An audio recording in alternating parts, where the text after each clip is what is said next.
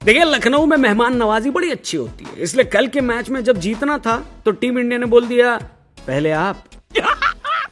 मस्त जोक मारा।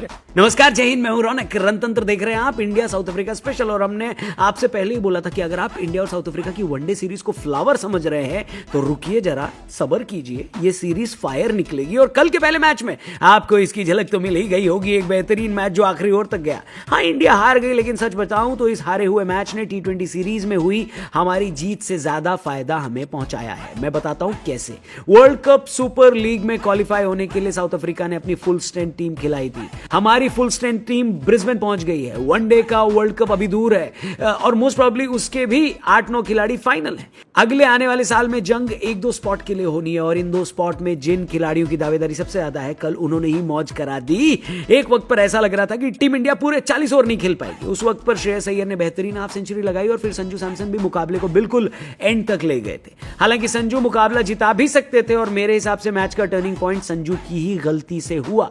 लेकिन फिलहाल शुरू से शुरू करते हैं। लखनऊ में बारिश की वजह से मैच देरी से शुरू हुआ और 10 ओवर कट गए, यानी 40 ओवर पर साइड। तो हुआ यह कि इंडिया वालों ने टॉस जीता। जीतने के बाद बिल्कुल लखनवी तहजीब के मुताबिक साउथ अफ्रीका वालों से बोला पहले आप, यानी बैटिंग करिए। साउथ अफ्रीका वाले बल्लेबाजी भी करने आ गए और ओपनिंग में तो उन्होंने बल्लेबाजी सही करी भी। मलान और डिकॉक ने साथ मिलकर धीमी लेकिन सॉलिड ओपनिंग पार्टनरशिप करी। क्योंकि बारिश की वजह से मैच 40 ओवर का हो गया था, ये इस वजह से साउथ अफ्रीका का विकेट संभाल कर रखना इंडिया के लिए खतरनाक हो सकता था। लेकिन खतरा, मुश्किल, परेशानी, ये सब लफ्ज आम इंसान के डिक्शनरी में होते हैं। लॉर्ड को इन सब से क्या मतलब? लॉर्ड शार्दुल ठाकुर ने तो पार्टनरशिप ब्रेक करने का कॉन्ट्रैक्ट ले रखा है। उन्होंने कल लखनऊ में भी यही किया। पहले मलान को आउट किया, फिर 12 गेंदों के अंदर कप्तान तेम्बा बवूमा का हॉरर दौरा भी जारी रहा। कहते हैं कैप्टन टीम में 2 खिलाड़ियों के बराबर होता है, लेकिन बवूमा की वजह से साउथ अफ्रीका 10 लोगों से खेल रही होती है, क्योंकि वो तो अभी तक टीम इंडिया के लिए फ्री का विकेट ही साबित हुआ है। खैर, 2 विकेट जल्दी गिरे तो तीसरा गिरने में भी टाइम नहीं लगा, लेकिन तीसरा विकेट आंखों की ठंडक और दिल का सुकून था। अगर आपने मैच मिस कर दिया तो प्लीज जाकर हाईलाइट्स देखिए। उसमें सिर्फ कुलदीप यादव ने जो मार्करम को बोल्ड मारा वो देखिए।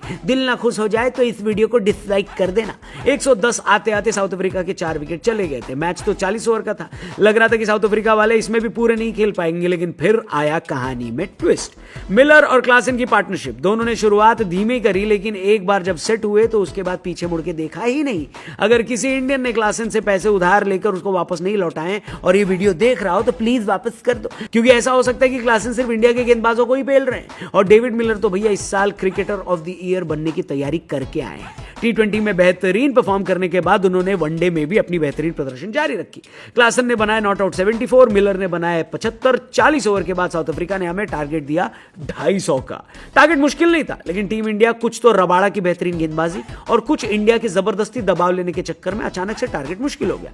हम आपको पहले ही बता चुके हैं कि शुभमन गिल और धवन अगले साल वर्ल्ड कप में ओपनिंग की रेस में सबसे आगे, लेकिन कल दोनों ने ऐसा खेल दिखाया कि मन किया तीसरा ऑप्शन भी ढूंढ लो। बेन स्टोक्स डेब्यू कर रहे गायकवाड़ का लिस्ट ए रिकॉर्ड बेहतरीन है। एवरेज 60 से ज्यादा है। कल एवरेज ही खेल जाते तो मैच का नतीजा कुछ और हो सकता था।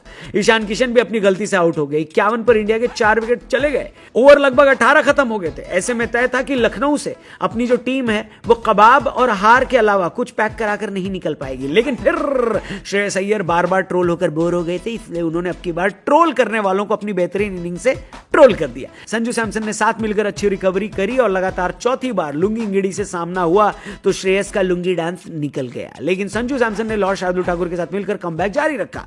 इन दोनों के बीच 93 की पार्टनरशिप हो गई थी और 15 का रिक्वायर्ड रन रेट होने के बावजूद इंडिया वाले चिल मारकर बैठे थे कि ये दोनों तो जिता ही देंगे। लेकिन फिर एक टर्निंग पॉइंट 38वें ओवर में आया, जब बैक टू बैक गेंदों पर शार्दुल और कुलदीप आउट हो गए।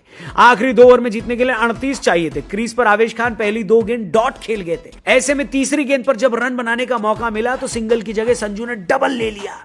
ये वो वक्त था जब संजू शायद स्ट्राइक रख सकते थे, क्योंकि ओवर में 3 गेंदें बाकी थी।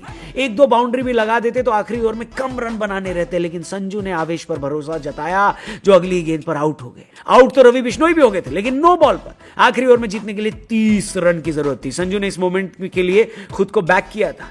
पहली गेंद पर छक्का, अगली 2 पर चौके, लेकिन 6 में सिर्फ 1 डॉट बॉल करानी थी जो तबरेज शमसी ने करा दी।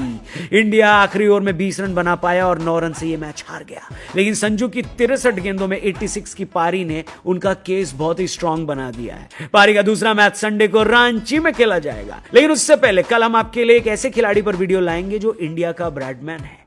गेस कर सकते हो कौन? अगर हाँ तो कमेंट बॉक्स में उसका नाम जरूर लिखना। जिसका कमेंट सही निकला कल के वीडियो में उसको शाउट आउट मिलेगा। चैनल सब्सक्राइब करके जाना, फेसबुक पे देख रहे हो तो पेज को लाइक करना, इंस्टाग्राम पे भी राम राम बोलना। Thank you for watching, see you tomorrow. जय हिंद।